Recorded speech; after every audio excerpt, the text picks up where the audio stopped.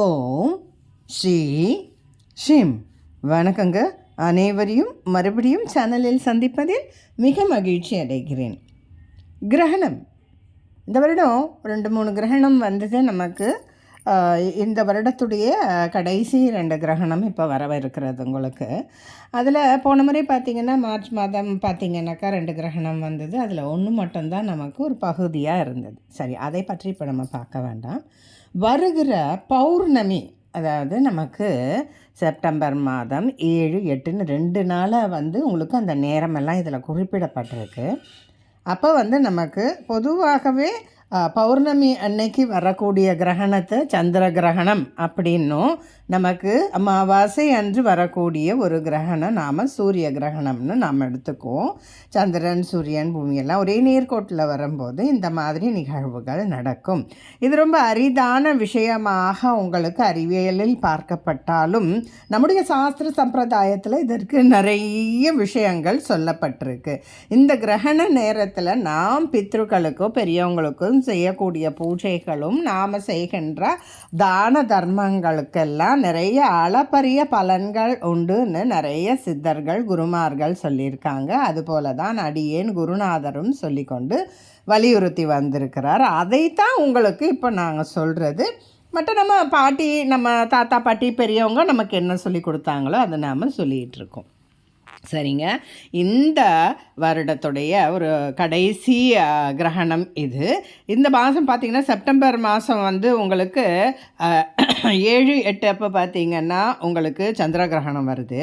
September கடைசியில் 21ஆம் அமாவாசை அன்னைக்கு சூரிய கிரகணம் வருது. ஆனால் அது நமக்கு பகுதி சூரிய கிரகணம் நமக்கு இந்திய நாட்டில் தெரியாது. ஆனால் இந்த சந்திர கிரகணம் நமக்கு இரவு ஒரு 9 மணிக்கு மேலே ஆரம்பித்து அன்னைக்கு நள்ளிரவு உங்களுக்கு ஒரு 1 மணிக்கு மேலே வரைக்கும் இருக்குது. 12 மணிக்கு மேலே தாண்டினா 8ஆம் தேதின்னு வந்துடும் இல்லையா? அதில் தான் தேதி 7, 8 அப்படின்னு இதில் குறிப்பிடப்பட்டிருக்கு. அதை ஒன்றும் கன்ஃபியூஸ் பண்ணிக்க வேண்டாம். நீங்கள் அந்த நேரத்தில் நீங்கள் கொஞ்சம் ஜாக்கிரதையாக இருந்துக்கணும். குறிப்பாக கர்ப்பஸ்திரீங்க ரொம்ப சர்வ ஜாக்கிரதையாக இருக்கணும். எப்படி அப்படின்னு பார்த்தீங்கன்னா, ஒரு 6-7 மணியோடையே உங்களுடைய உணவு முறைகளை கொஞ்சம் மிதமாக முடித்து கொள்ளுங்க. குழந்தைக பெரியவங்கள்லாம் இருந்தாலும் அது மாதிரி மிதமாக சூரியனுடைய அஸ்தமனத்துக்கு பிறகு, அதாவது சந்திர உதயம் ஆவறதுக்கு முன்னாடியே சாப்பாடெல்லாம் முடிச்சிடுங்க. மிச்சம் மீதி ஏதானும் தயிர், பால், அரிசி, பருப்புலெல்லாம் கொஞ்சம் தர்பையை கிள்ளி போட்டு வச்சுடுங்க. மறுநாள் எப்படியும் இது நடுராத்திரி தான் முடியுது உங்களுக்கு. அந்த நேரத்துக்கு நாம் எழுந்து குளித்து கொண்டு எதுவும் செய்ய முடியாது. அதனால் அடுத்த நாள் காலையில் சூரிய உதயத்துக்கு அப்புறமா நீங்கள் எழுந்து வீடு வாசலெல்லாம் சுத்தம் பண்ணிவிட்டு நீங்கள் உங்களுடைய ரெகுலர் ரொட்டீன் பூஜை முறைகளை நீங்கள் செஞ்சுக்கலாம் உங்கள் வீட்டில். அதுக்கப்புறம் குளிச்சுட்டு சமைச்சு சாப்பிட்டுக்கோங்க, அவ்வளோதான். சரி, பரிகாரத்துக்குன்னு சில நட்சத்திரங்கள் இருக்குது. அன்னைக்கு அது வரக்கூடிய நட்சத்திரத்தை பிறகு பரிகார நட்சத்திரங்கள் பார்த்திங்கன்னா கும்பராசியில் உண்டு. அப்புறம் சுவாதி, திருவாதிரை, அந்த நட்சத்திரங்கள்லாம் பரிகாரம்னா என்ன? சந்திர பகவானுக்கு உண்டான தானியம் நெல். இப்போ நெல் எங்கேயும் கிடைக்கல அப்படின்றவங்க பார்த்தீங்கன்னா ஒரு அரிசியும் 1 மட்டை தேங்காயும் உங்களுக்கு முடிந்த ஒரு காணிக்கையோட கோயிலில் இருக்கிற நவகிரகத்திலையோ இல்லை நீங்கள் அங்கே இருக்கிற ஐயர்களையும் கொடுத்துடலாம். ஒரு அர்ச்சனையும் பண்ணிக்கலாம். அது அவங்க சௌகரியம். அதெல்லாம் செய்ய முடியாதவங்க போயிட்டு நவகிரகத்தில் இருக்கிற சந்திர பகவானை அப்போ தரிசனம் பண்ணிவிட்டு சாப்பிட்றது சிறப்பு. இல்லைன்னா அன்றைக்கி எப்போ முடியுதோ அப்போ கோயிலுக்கு போய் இது செய்யலாம். இல்லை எங்கள் கோயில் பக்கத்தில் எதுவுமே இல்லை, இது மாதிரி நவகிரகம்லாம் இல்லைன்னாலும் நீங்கள் சிவன் பெருமான் சன்னதியிலையோ அம்பாள் சன்னதியில் கூட இதை போய் செஞ்சுக்கலாம்.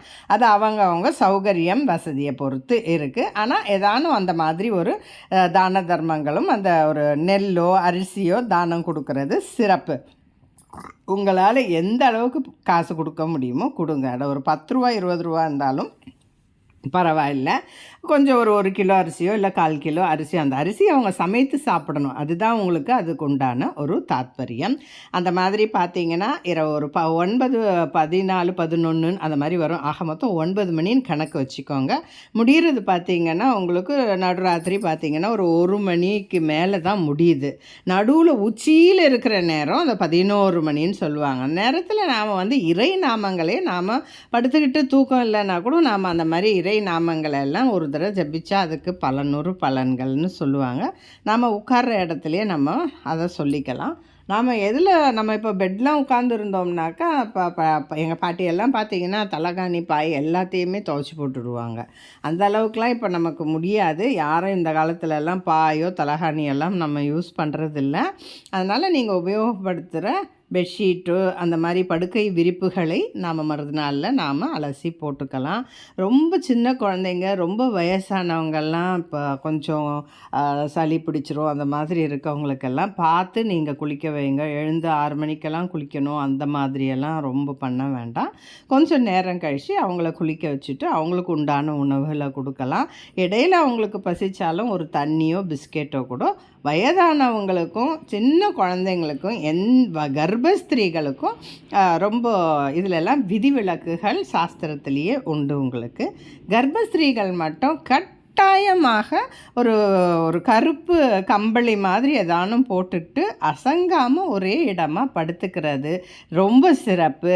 நகத்தை போட்டு உடம்புல ஏதாவது கொசு கடிக்குதுன்னு சொரியிறது, கீறுறது, கிள்றது அந்த மாதிரி விஷயங்களை மட்டும் தயவு செஞ்சு அந்த 9 மணிலேருந்து 1 மணி வரைக்கும் அவங்க செய்யாமல் இருக்கிறதுக்கு கூட அவங்களுடைய பெற்றோர்களோ இல்லை கணவன்மார்களோ இல்லை வீட்டில் இருக்கிற பெரியவங்களோ அவங்களுக்கு நாம் உதவி செய்யணும். ரொம்ப அவசரம்னா மட்டும் பாத்ரூம் போயிட்டு வாங்க. இல்லைன்னா அந்த 9 மணிக்கு முன்னாடியே நீங்கள் ரெஸ்ட் ரூம் எல்லாம் போயிட்டு கை கால் அலம்பிட்டு அசங்காமல் ஒரு இடமா ஒரு பக்கமாக திரும்பி படுத்துக்கோங்க. நேராக படுக்காதீங்க. ஒரு கழிச்சு படுக்கிறதுன்னு சொல்லுவாங்க இல்லையா? உங்களுக்கு எந்த சைடு கம்ஃபர்ட்டோ இடது பக்கமோ வலது பக்கமோ ஒரு பக்கமாக படுத்துக்கோங்க. தண்ணி எண்ணி கொஞ்சம் அந்த ஒரு 2-3 மணி நேரம் 9லேருந்து 1 மணி வரைக்கும் அமைதியாக இறை நாமங்களை சொல்லுங்கள். உங்களுக்கு பெருசாக ஸ்லோகம் தெரியலை அப்படின்னா கூட நீங்கள் சின்ன சின்னதாக ராமா கிருஷ்ணா அந்த மாதிரி உங்களுக்கு பிடிச்ச முருகாவோ இல்லை சிவசிவாவோ உங்களுக்கு எந்த சுவாமி பிடிக்குமோ அந்த சுவாமியை மனசில் நினச்சிக்கிட்டு ஒரு கந்தசஷ்டி கவசமோ ஏதோ ஒன்று ஒரு பாதுகாப்புக்காக உங்களுக்கும் உங்களுடைய குழந்தை வயிற்றில் உள்ள சிசுவுக்காக தான் இது இத்தனையுமே. அந்த மாதிரி நல்லபடியாக இருக்கணும் அந்த மாதிரி கை காலெல்லாம் அசங்காதீங்க. அவங்களுக்கு ஏதோ கொசு கடிக்குது செய்யுதுன்னு அடுத்தவங்களும் போய் அவங்க உடம்பை தொட்டு இது பண்ணுறது அது மாதிரியும் நீங்கள் பண்ண வேண்டாம். உங்களுக்கு ஒரு கம்ஃபர்டபுள் உங்களுக்கு ஒரு சௌகரியமான சூழ்நிலையை உருவாக்கிட்டு நீங்கள் அப்படியே சிவனேன்னு படுத்துக்குங்க. அவ்வளோதான். இது ஒரு பெரிய விஷயம் இல்லை. இறை நாமங்களை சொல்லுங்கள். இந்த சந்திர கிரகணம் போயிடும். மறுபடியும் செப்டம்பர் 21 சூரிய கிரகணம். அது ஒரு பகுதி சூரிய கிரகணம். அது நம்ம நாட்டில் அது தெரியாது. இந்த சந்திர கிரகணம் நம்ம இந்திய நாட்டுக்கு உண்டு. அதற்குண்டான தான தர்மங்களும் அடுத்த நாள் உண்டான தர்ப்பணாதி விஷயங்களும் எல்லாரும் கட்டாயம் செய்வது நல்ல பலன்களை தரும். இத்துடன் இந்த பதிவை நிறைவு செய்து கொள்கிறேன். நன்றி. மற்றொரு பதிவில் உங்களை சந்திக்கிறேன். மீண்டும் உங்களை சந்திக்கும் வரை நன்றி, வணக்கம். இந்த பதிவுகள்லாம் உங்களுக்கு பிடித்திருந்தால் கட்டாயம் லைக் செய்யவும், ஷேர் செய்யவும், சப்ஸ்கிரைப் செய்யவும் மறந்து விடாதீர்கள். நல்ல விஷயங்களை 4 பேருக்கு எடுத்து சொல்வதால் புண்ணிய பலன்கள் அதிகப்படும். நன்றி, வணக்கம்.